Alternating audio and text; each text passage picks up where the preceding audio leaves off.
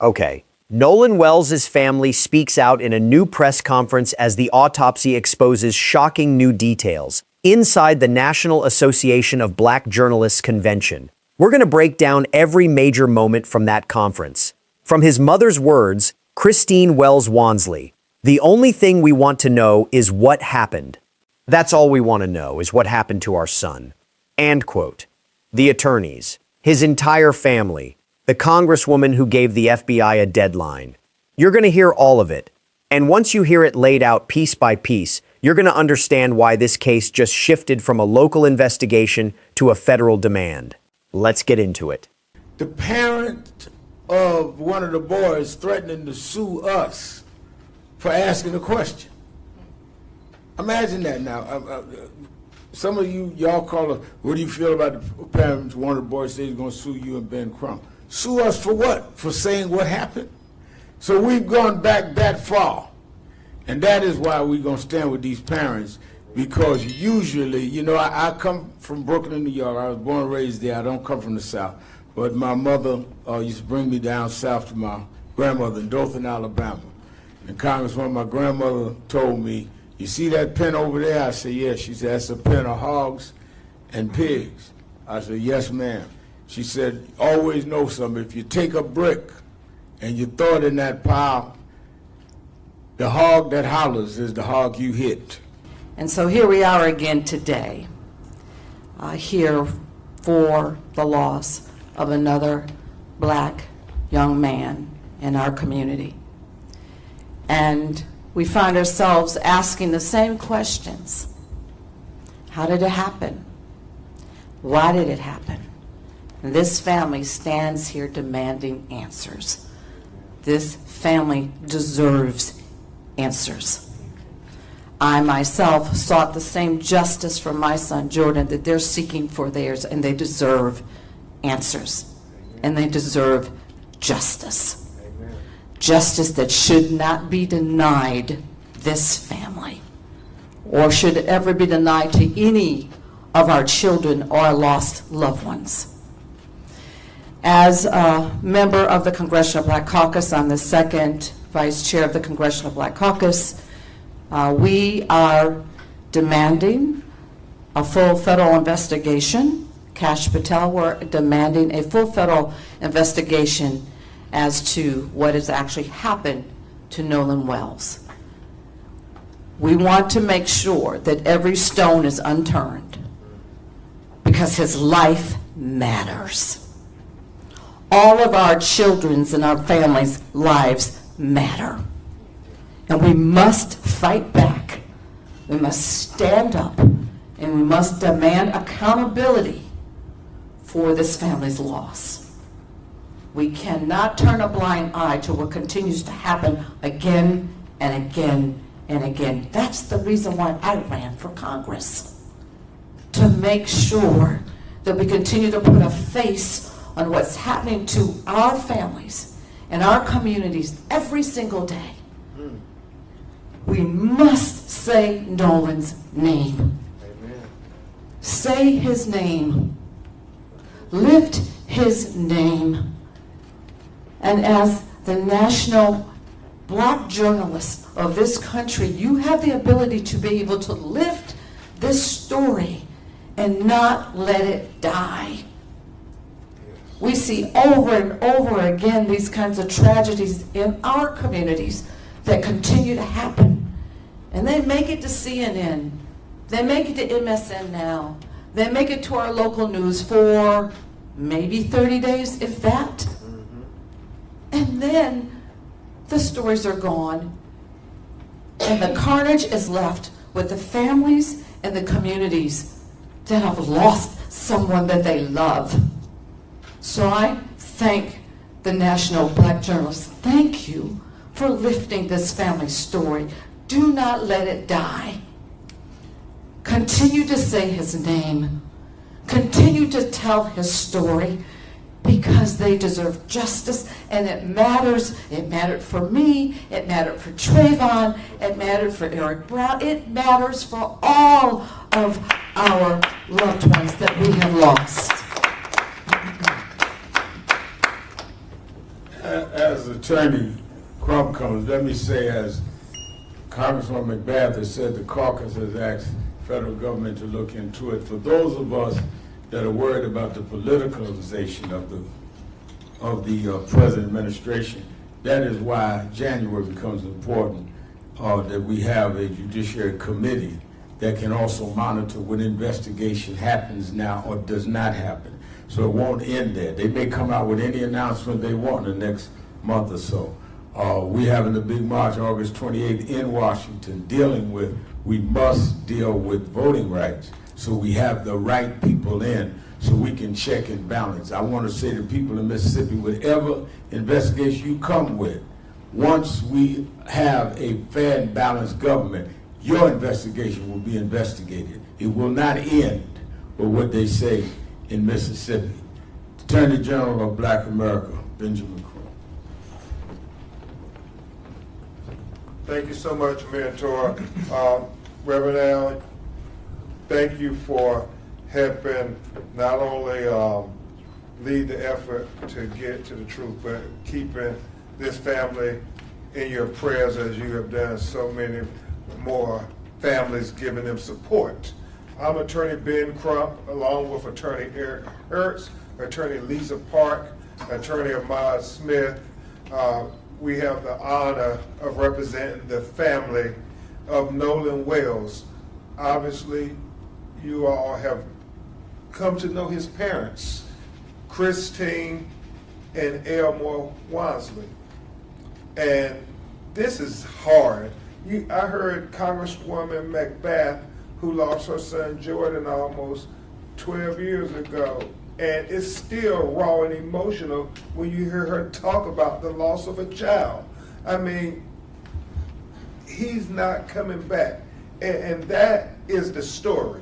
Everything else is just, hyperbole, is distractions. The story is what happened to Nolan Wells.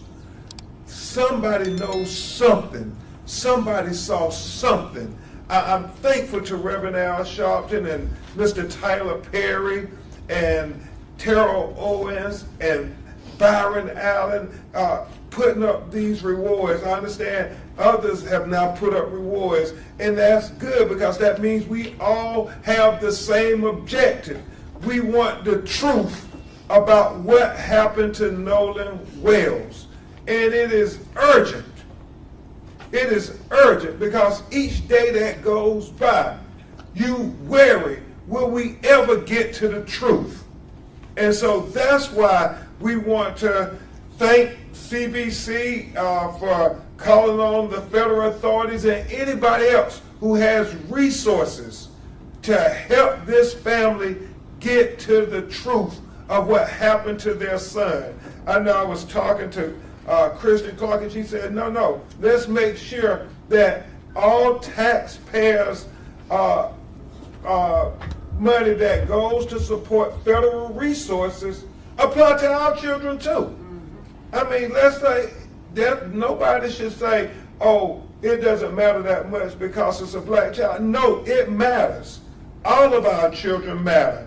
And so we are going to continue every day to say his name, Attorney Hertz, Attorney Park, Attorney Smith, trying to work with the local district attorney to give them what they need to do a thorough, fair, full, impartial investigation.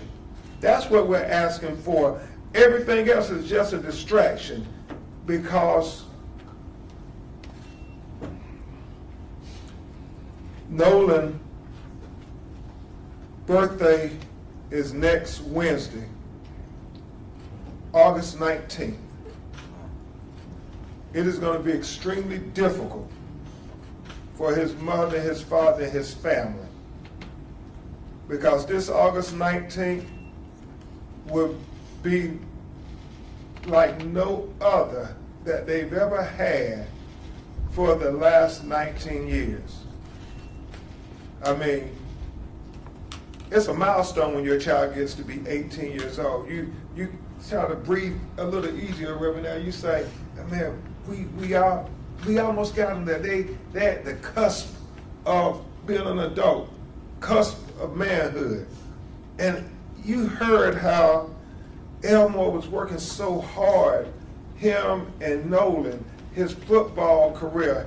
I mean, he had a good start, but this was really going to be his year. I mean, so much hope, so much promise. And then July 4th came, and 4th of July will never be the same to Christine and Elmore. And on the 19th, next Wednesday, his family, we're all asking for prayer for Nolan. I know there's going to be a prayer visual in Ocean Springs. I know Reverend Al is going to work to make sure we're all praying all across the nation. But y'all, let's pray. Can we pray together in unity to say, let's get to the truth of what happened to Nolan Wells? Can we do that, America? Can we at least come together in unity on his birthday? Everybody who claimed to ever be a friend of his, can we come together in unity and pray for the truth and try to have love in our hearts for this family, for this broken-hearted mother and father, his sisters and brothers? Can we try to give them grace and give them love and pray for their humanity, for their son who was lost on 4th of July and is never coming back? Is that so much to ask? Let's have a National Day of Prayer on August 19th, next Wednesday, for Nolan Wells. And at this time, we hear from his mother and father, then Erica, and as we'll try to answer your questions. Hello, everyone. Thank you all for having us, for platforming our son's story. As many of you know, his 19th birthday is next Wednesday. And it's, as the days gets closer, it's definitely getting harder. That realization is really sinking in, that we don't have our son physically here anymore. And I think a lot of people have forgotten. Only thing we want to know is what happened. That's all we want to know, is what happened to our son. Because many parents out there, you still have your children. You still can hug them. You still can call them. You still can celebrate their life with them. And we do not have that anymore. Our lives have forever changed. This new normal is something I would never wish on anyone, not even my worst enemy. The hurt that we feel daily, the conversations that we have to have, not just with each other, but also with our other children as they are grieving as well. So we ask that everyone, please, next Wednesday, join us in prayer. As for us as a family, but also too for everyone out there, but especially for Nolan and the process that we're going through. And again, we thank you so much.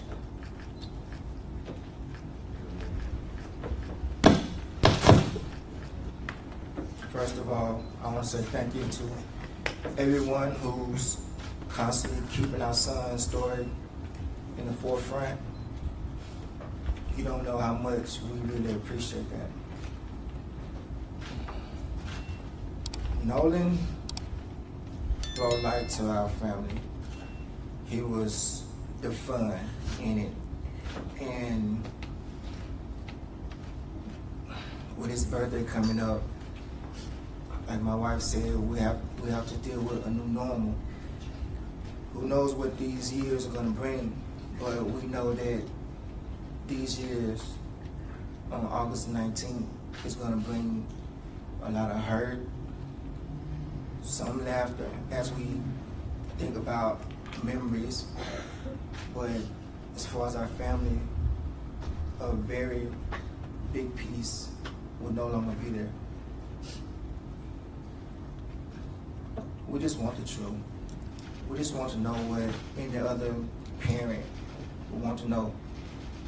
We're asking the questions any parent would ask.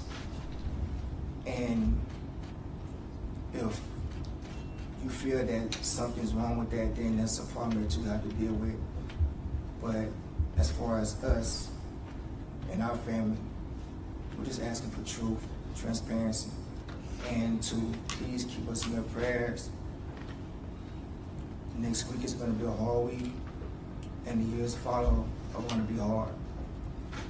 Thank you. Thank you very much. Christian Elmore, it never gets easier, Reverend Al. Okay, just to address Greg's question.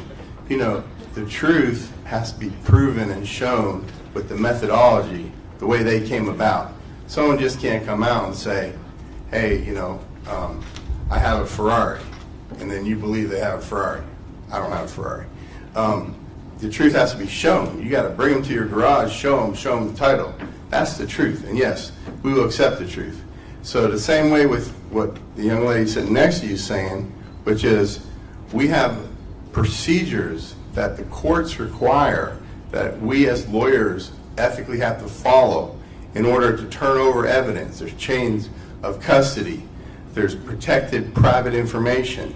And we are willing, in fact today, I'm not doing anything the rest of the day, to meet with the FBI and our person, our expert, to go over that phone. And we've made that clear. So we're ready to do that at any moment.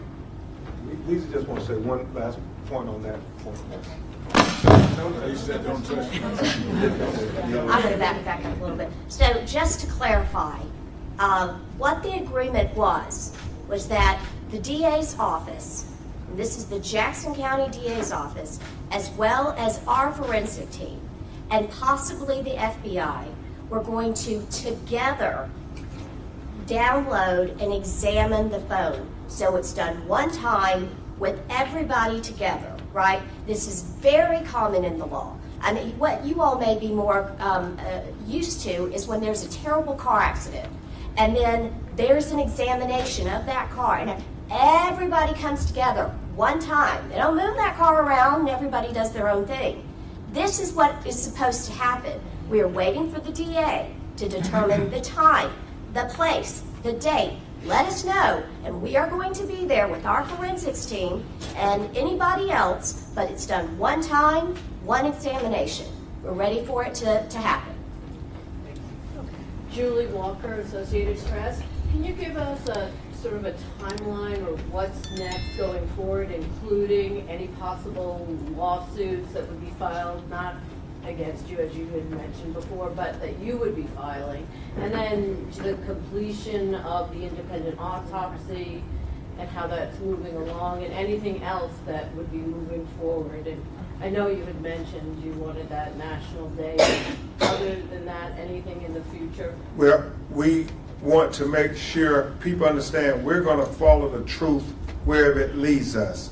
There's been a lot made about we want to come and bring some lawsuit. When Christina Elmore called me, we weren't thinking about bringing a lawsuit. We were thinking about just helping them get to the truth. That is a vehicle that we can use to get to the truth if the facts tell us that.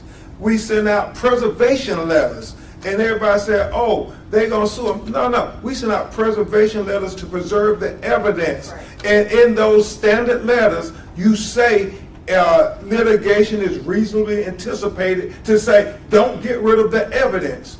We're on record that we want the truth, the whole truth, and nothing but the truth.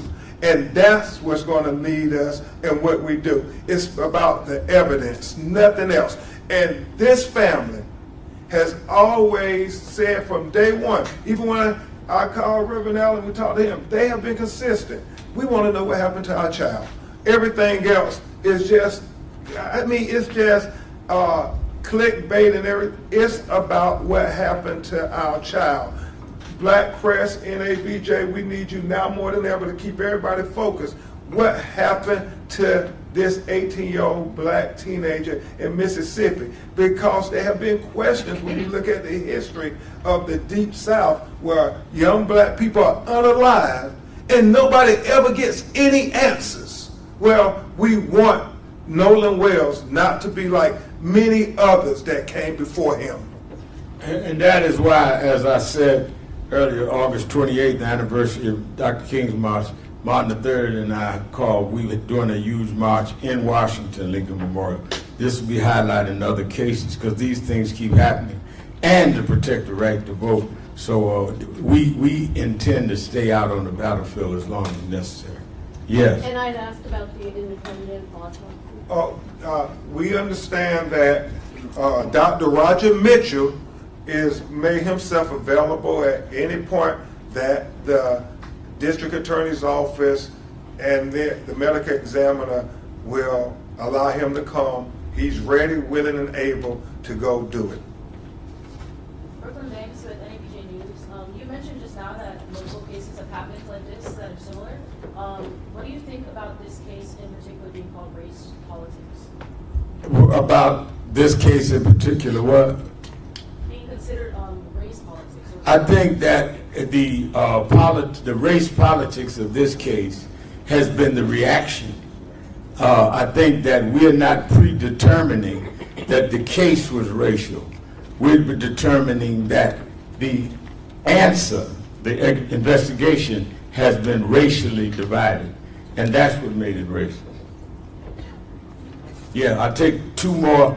This is a press conference, not a revival. We're not going to be here all afternoon. Yes, sir. Not also to be a loud voice. In particular, piggyback on what Attorney Trump said, is it the fact that this happened in Mississippi why it seems to be so difficult to get answers in regards to the young black man's death? Did you say Trump or rather than Crump? I'm just trying to. Yeah, we're praying for you at the prayer meeting.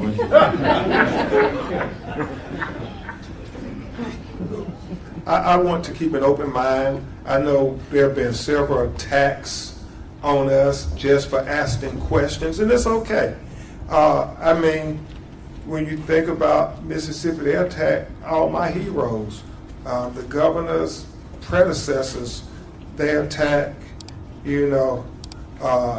Ida B. Wells, Medgar Evers, my personal hero, Thurgood Marshall, Dr. Martin Luther King, for saying that we're going to stand up for black life and black humanity and the right to black people to have the Constitution applied to them as American citizens.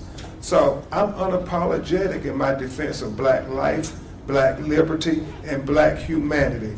God has a calling on all our lives, and when you figure out what that calling is, you don't second guess it. You say, God, I know why I put on this earth, to be there to stand up for our people in times when they have nobody else to stand up for them. And so whether it's Mississippi or anywhere else in the Deep South, or as Malcolm X said, I heard they discriminate against black people in the South. He said, I guess my definition of the South would be anything beneath the Canadian border, because last time I checked, they discriminate against black people all across America. And so what we're saying is we are open-minded. We want to trust them, but we can't be naive. We have to verify everything, as Attorney Hurt said. Whatever conclusions you come to, we want the methodology. Whatever investigation you're doing, we want to know that it's the same investigation that you would do with your child, not treat Nolan any differently. That's what we're trying to do. That's all we're asking. All right, we're going to take one more, and then we have to take the family out. Jesse Jackson Jr., who has his own radio show. I represent KVL. Also, too, as a matter of record, being in Congress, there is federal oversight. And I sit on Judiciary Committee in Congress. We also have the Senate Judiciary Committee. And oftentimes there are a lot of these kinds of investigations that come before us because we have the authority for oversight. So since this is considered, at this point, would be considered something of national federal interest, That is the reason why we're asking for the accountability, to make sure that this is not just swept under the rug. And I'll say in conclusion, thank you to the media. Now more than ever, the fourth branch of government, we need you. NABJ, we need you now more than ever. We're talking about Nolan Wells, but remember, there were two other 18-year-old black teenagers who were unalive in highly questionable situations. Tyler Smith and David Urban. And we need to be talking about these children. We got, you know, the young lady, Alyssa Hackett, who was, I mean, brutalized by a state trooper and who cursed her. I mean, she's a tiny black teenager. And, you know, Reverend Allen, as we were looking at the video, as a girl dad, I mean, if a police officer can't have an interaction with a black teenage girl without body slamming her, cursing her, and punching her in the face, what does that say about where we're at in America in 2026? This is about covering those stories, even when people who may run your news outlets don't want you to cover the stories. We need you to give us a voice in the tradition of Ida B. Wells. We can't have the police just writing the narratives and the reports. We need you all writing those narrative reports. And you got to challenge your white counterparts and say it. Ida B. Wells said famously, Reverend Al, the killers write the police reports. No, we need NABJ to write the reports and the narratives. Thank you. When Wells's body was sent for the second autopsy, Dr. Mitchell says his throat, the trachea, laryngeal cartilage, thyroid horn, and hyoid bone was not received with the body. Let me say that again so it lands. The throat was not there. In his report, Mitchell said the missing organs and neck structures made it impossible for him to determine if Wells had suffered a neck injury or whether water had entered his lungs. Those are the two most critical questions in a case involving a body found in water. Was there trauma to the neck, and did water actually enter the lungs, which would confirm drowning? The independent pathologist could answer neither one, because the anatomy he needed to examine had been removed and retained during the first autopsy by the state. Now, to be fair, and this matters, Mitchell said he didn't know why the initial pathologist kept the neck structures, but added that it is not uncommon to keep these body parts for additional testing if there are concerns of fracture or neck compression. The National Association of Medical Examiners says in a position paper on second autopsies that retaining neck structures is routine for further radiographic examination, so the retention itself is not proof of wrongdoing. Let me be very clear about that. It's a standard forensic practice, but here's the friction. The result of that retention is that the family's independently hired expert was left working with an incomplete body, and that matters enormously, because what Dr. Mitchell could not do is exactly what needed to be done. In the absence of those body parts, Mitchell said he cannot rule out injury to the neck as a contributor or a cause of death. Whether those structures tell a story of trauma or tell a story of accidental drowning is one question. Whether the family's own pathologist was even given the chance to evaluate them is a completely different question. And right now, only one of those has been answered. Notice this. At the press conference, Crump said Dr. Roger Mitchell is ready and willing to inspect additional photographs and organs that were collected during the first autopsy. He wants to see them. He's been asking to see them. The doctor who performed the independent autopsy in Washington, D.C., is working to obtain Wells's throat for examination. The throat was not present at the time of the second autopsy. So the question right now is access. The independent expert says, give me the throat structures. Let me examine them. Let me do my job. And as of yesterday, that still hasn't happened. Now let's talk about the other piece of evidence that's sitting in limbo, the phone. Crump's team previously said they were working with the DA's office to set up a mutual investigation of Nolan's phone. The agreement was that the Jackson County DA's office, as well as our forensic team and possibly the FBI, were going to together download and examine the phone. So it's done one time with everyone together. This is very common in the law, Attorney Liza Parks said. But here's where the delay shows up again. We are waiting for the DA to determine the time, the place, the date. Let us know, and we are going to be there with our forensics team and anybody else. Think about the mechanics of that for a second. The phone, the actual device that could show text messages, photos, location data, who Nolan communicated with in his final hours. It's sitting there. Both sides agree on how to examine it. A joint forensic download with the FBI present. And the family's legal team says they're just waiting for the DA to pick a date. That phone could answer more questions than any press conference ever will.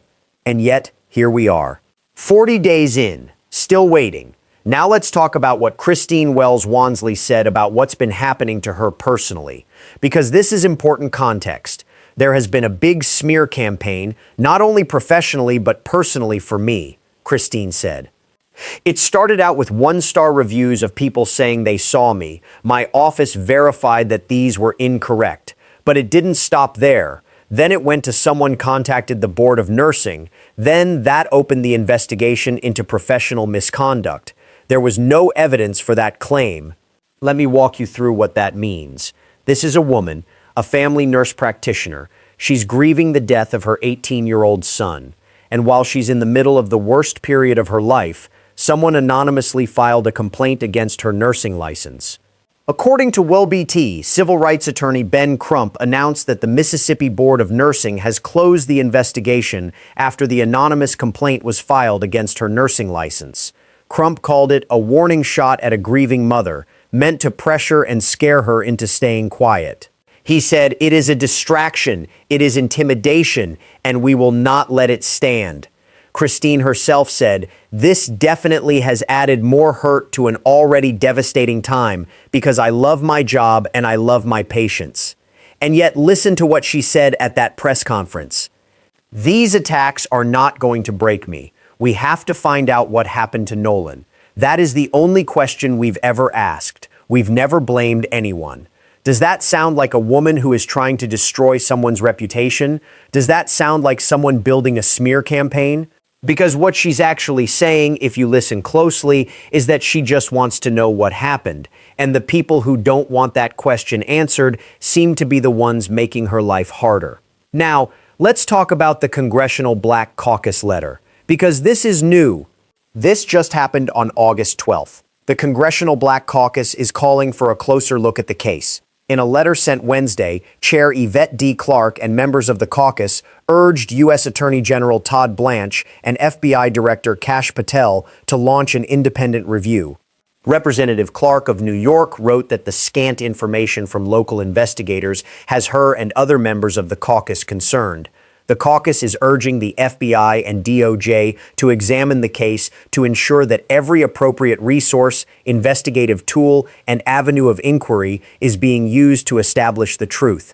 And then Clarke wrote something that cuts straight to the center of this whole situation. Neither the Wells family nor the public should be left to fill an information vacuum with speculation. Notice this. That sentence is doing more work than it looks like. Because what it's actually saying is that the vacuum itself is the problem. The silence from local officials, the sealed autopsy, the phone that still hasn't been examined, the throat structures that haven't been shared. That vacuum doesn't create clarity. It creates conspiracy theories. And that's exactly what's been happening. Mississippi Public Safety Commissioner Sean Tindell warned that a purported toxicology report circulating on social media is fraudulent. The purported toxicology report from Nolan Wells, circulating through social media on various outlets, is fraudulent, Tindell wrote.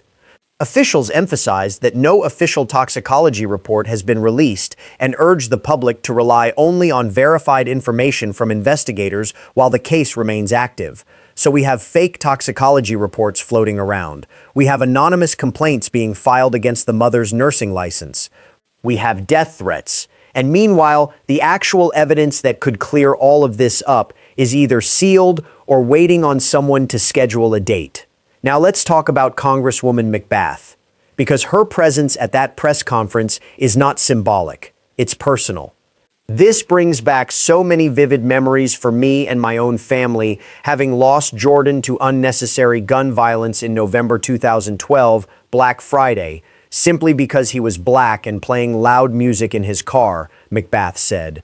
McBath's son, Jordan Davis, was murdered in November 2012. He was 17 years old. She has been living with this for 14 years, and when she stands at a podium next to Nolan Wells' parents, she's not performing grief. She knows exactly where they are, and what she said next carries real weight. We are demanding a full federal investigation. Kash Patel, we are demanding a full federal investigation as to what actually happened to Nolan Wells, McBath said, noting that federal officials have been given 7 days to respond. 7 days. That clock started August 12th, which means the FBI has until August 19th to respond to the Congressional Black Caucus. What does that response look like? It could be an announcement that a federal review is underway. It could be a letter explaining why they won't open one. Or it could be silence. And if it's silence, pay attention to what happens next, because the pressure is not going to stop.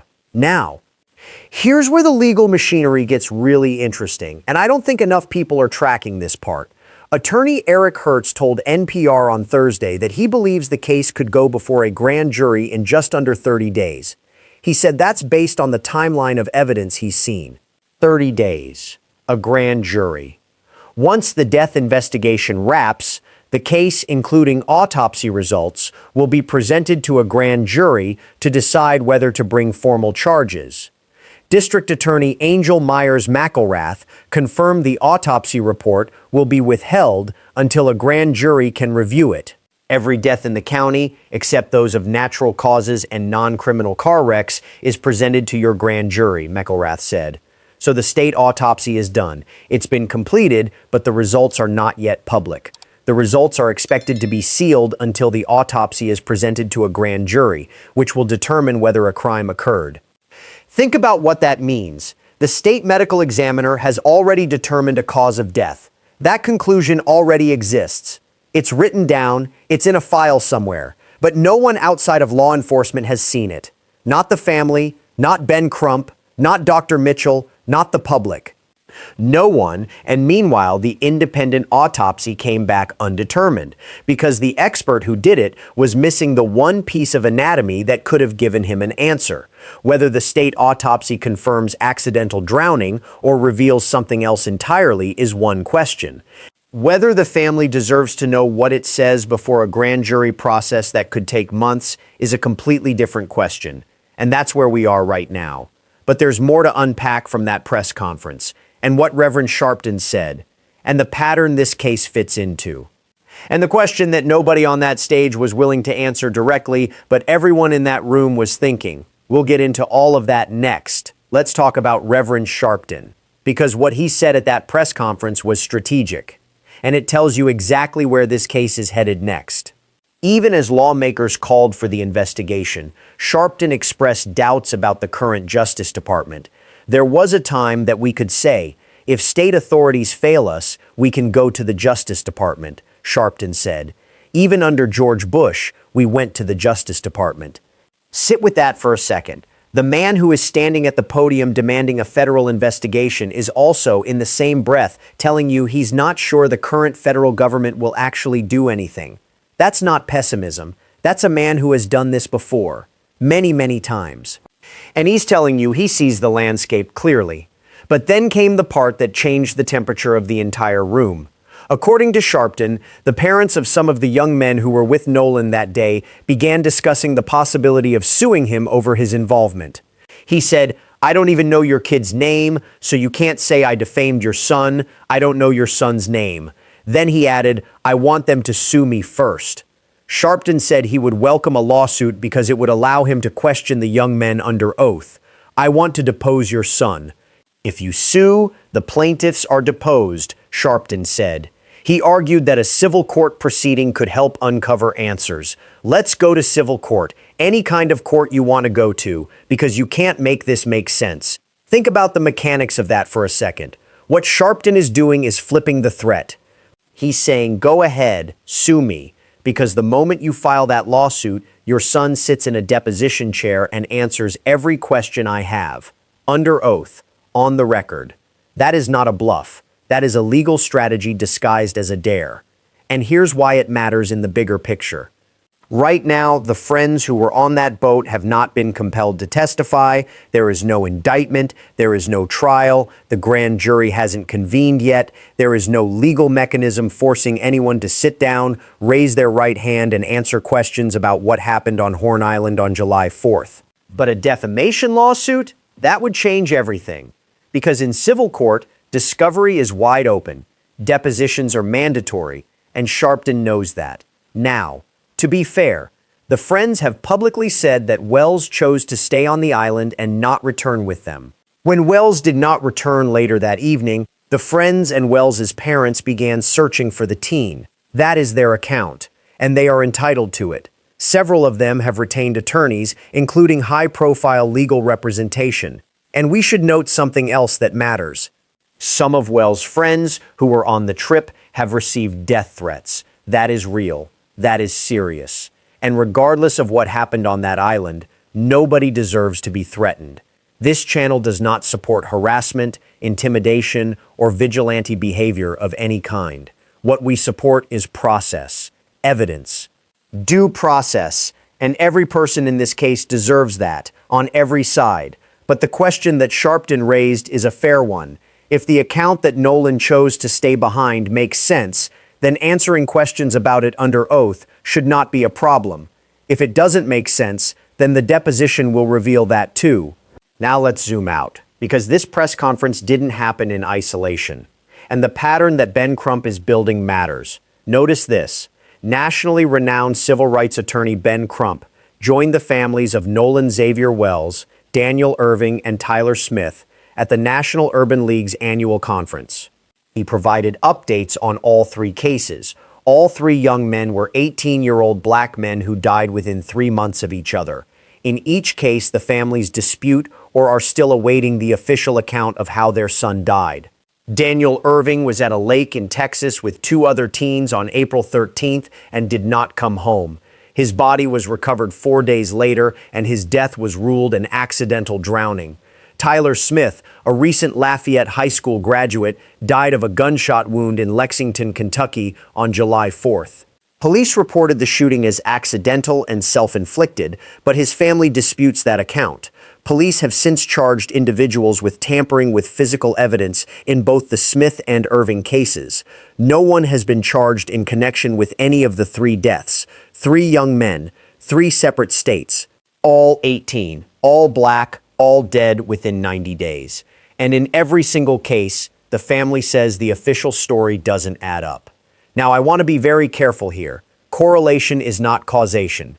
These are 3 different cases in 3 different jurisdictions with 3 different sets of facts.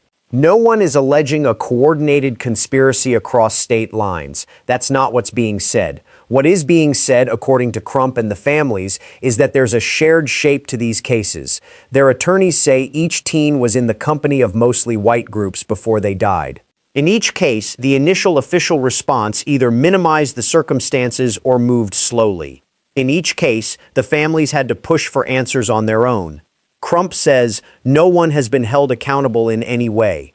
Whether a jury or a grand jury eventually sees any of these cases the same way remains to be seen. But the pattern that Crump is drawing attention to, the pattern of young black men dying under unclear circumstances and families being left to fight for basic transparency, that pattern is documented, and it's the reason the Congressional Black Caucus got involved. Remember the question from earlier? Why are so many of the tools needed to answer what happened either sealed, missing, or still waiting to be examined? And who benefits from that delay? Here's why that question matters right now. The issue arose during a question about whether federal authorities, including the National Park Service, had opened any investigation into Wells's death. Responding, Sharpton said the matter had been elevated to a federal level in part because Horn Island is federal property. The federal government has to answer those questions of involvement because Horn Island is federal property, Sharpton said. That's a detail most people have overlooked. Horn Island is part of the Gulf Islands National Seashore. It is managed by the National Park Service. It is federal land, which means, according to the argument being made by Crump and Sharpton, the federal government doesn't just have the option to get involved. It arguably has the jurisdiction. Sharpton contrasted the response to the Wells case with federal action in an unrelated incident involving the reflecting pool at the Lincoln Memorial, arguing that federal authorities had been more visible in that matter, despite Horn Island also being federal land. McBath echoed the federal oversight argument, noting that congressional committees have authority to review matters of federal concern. Whether the DOJ agrees with that interpretation is an open question, but as of yesterday, the DOJ has at least acknowledged the letter. In a statement to ABC News on Thursday, the DOJ confirmed that it received the CBC's letter and is ensuring the appropriate personnel within the department are reviewing it carefully. That's not a yes, but it's not a no either, and the clock is ticking. 7 days. Now let's talk about what justice actually looks like to this family, because Christine Wells Wansley has been remarkably clear about this, and I think her clarity is getting lost in the noise. She has never named a suspect. She has never accused anyone of a specific crime. She has never called for anyone's arrest. What she has said over and over, from the NOP convention in Chicago to the National Urban League in Nashville to NOBJ in Atlanta, is one thing. The only thing we want to know is what happened. That's all we want to know is what happened to our son. Because many parents out there, you still have your children. You still can hug them, you still can call them, you still can celebrate their life with them, and we do not have that anymore. That is a mother who is not performing for cameras. That is a mother who is begging for basic information about how her son died, and 40 days later she still doesn't have it. Now let's get specific about what has been resolved and what remains open, because precision matters here. The independent autopsy commissioned by the family came back undetermined. The forensic pathologist could not determine cause or manner of death. He could not rule out foul play. He could not rule it in either. Critical neck structures were not available for his review. The red discoloration on the back of Wells's head remains unexplained. The official autopsy in the death of Nolan Wells is complete, according to officials familiar with the investigation. Results from the state medical examiner's office have not been made public and will now be sent to a grand jury. No official toxicology results have been released. A fraudulent toxicology report was circulated on social media and denounced by state officials. No charges have been filed in connection with Wells's death. Attorney Eric Hertz told NPR he believes the case could go before a grand jury in just under 30 days. He said that's based on the timeline of evidence he's seen. He did not indicate who might be the subject of that review, but several of Wells's friends have retained high-profile lawyers in case of wrongful death suits and to potentially file defamation suits. The phone has not been forensically examined. Both sides have agreed on a process. The family's legal team is waiting on the DA to schedule a date. Dr. Mitchell's request to examine the retained throat structures has not been fulfilled as of the date of the press conference. And the FBI has 7 days from August 12th to respond to the Congressional Black Caucus. That is where we are, right now, today. Let me say something directly to you. This is a case where the evidence is still being gathered. The grand jury hasn't convened. No charges have been filed. No one has been found guilty of anything, and that means every person involved in this case on every side deserves the presumption of innocence until the legal process says otherwise. But what this family is asking for is not a predetermined verdict. They're asking for a process that treats their son's life seriously, a process where the throat structures aren't sealed away from the expert they hired, a process where the phone gets examined, a process where the state autopsy results don't remain hidden behind a bureaucratic timeline while fake reports flood social media. A process where a grieving mother doesn't have to fight off anonymous complaints against her nursing license while she's burying her child. That's not a radical demand. That's the bare minimum. And yet here we are, 40 days in, and the people who should have the answers are either silent or telling this family to wait. Reverend Sharpton put it plainly. We have two parents, lovely parents, I've gotten to know them, that really don't have an answer to the question, is it a civil rights violation or not? And we do not know. That's the honest version. We don't know, and the family doesn't know, and nobody in that room in Atlanta knows. But what they do know is that the current pace of this investigation is not moving fast enough for a case that has already waited too long. Nolan Xavier Wells was 18 years old. He was a student athlete from Ocean Springs, Mississippi. His mother, Christine, said it simply. He was an incredible soul. At a previous press conference, his family said he always wanted everyone to be happy, to feel good, to have purpose. He would lift anyone up. That's who we're talking about. That's the life at the center of all of this. Not a case number, not a hashtag, a person, a son. A young man who went to an island with people he trusted and never came home. The question from the beginning of this video was this: why are so many of the tools needed to answer what happened either sealed, missing, or still waiting to be examined? And who benefits from that delay? 40 days later, that question is still unanswered, and we'll keep following this until there are real answers. If this case matters to you and you want to stay informed as the grand jury convenes, as the FBI responds, and as new evidence comes to light, make sure you're subscribed so you don't miss the next update. Now that you've heard everything that came out of this press conference, the Congressional Black Caucus letter, the 7-day deadline, Sharpton's challenge, and the autopsy evidence still sitting behind closed doors, what stands out to you most? Drop it in the comments. I read every single one.